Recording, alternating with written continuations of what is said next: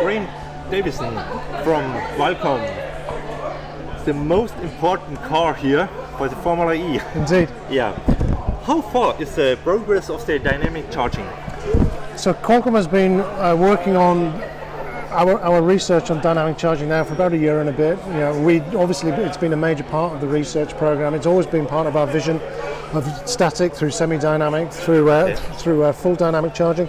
There's a large program going on in France with the Fabric, which many of the auto OEMs and Qualcomm and other people are involved with, and that's running to schedule at the moment. So we should start seeing the results as per the original Fabric ideas. Okay. What about charging lane? Imaginable for FormulaE race? Very, very much imaginable. Yeah, it's been one of our visions and one of FormulaE's visions for a very long time to look towards how we could bring this technology and bring it into the series. You know, so we're working with the technology to get that ready for them and being able to bring that to them, and then it's all the other people that need to be involved in the decision-making process of how dynamic charging would be introduced to the racing series itself. So we have the cost control issues about the teams. So we're working with FETA, the FormulaE technical authorities and groups, so the team principals, etc., about what they want to do with technology, and they have a 5-year program for the various different technology changes that everybody wishes to introduce. And then there's also FormulaE. What does it mean to the fan experience? How can they use that within the fan experience? And then the FIA, how do we get it into the rules as well? So there's a number of areas as well as just the technology. Probably the technology is the easiest bit. Yeah, the safety cars are charged inductively. When will we see this technology in FormulaE cars? So yes, so wirelessly they're charged, not inductively. Okay.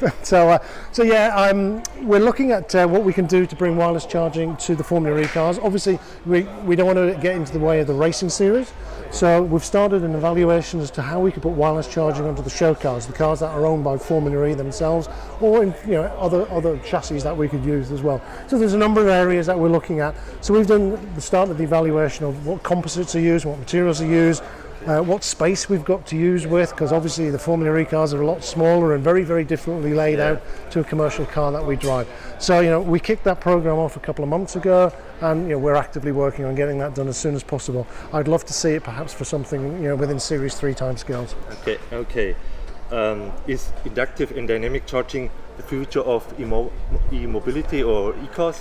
I absolutely believe it is. I think a lot of people believe that the move towards hybridization, electrification of the cars that we all drive is a thing that we all have to do. We've got to change the way we stop polluting our cities and stop polluting the world. Unfortunately, we have one world, and I think we need to keep it going for a lot longer. So, the change to the way we drive our cars and what those cars are key and fundamental within that.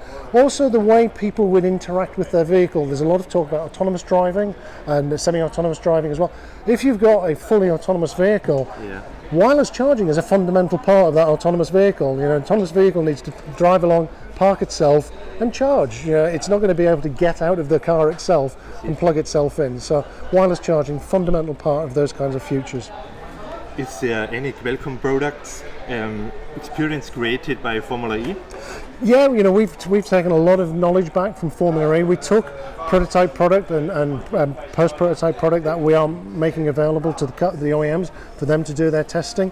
But we've been now running the same systems on these i3s and i8s now for all of season 1 and all of season 2. After season 1, we looked at the cars, worked out how things were going, what the electronics, how they lived up to a pretty rough life. We've been driven around the world, flown around the world, shipped around the world, etc., as DHL, the FormulaE shipping part, moves them from race to race to race, and then used under race conditions. So we were able in a very short period of time to get an idea of what it would be like for this technology to exist on the cars that we'll be driving in the future. So we've gathered a lot of data about how the system just continues to work.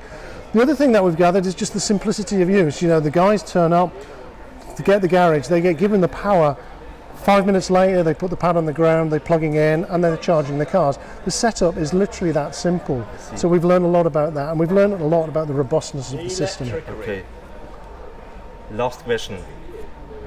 Are you driving e-car?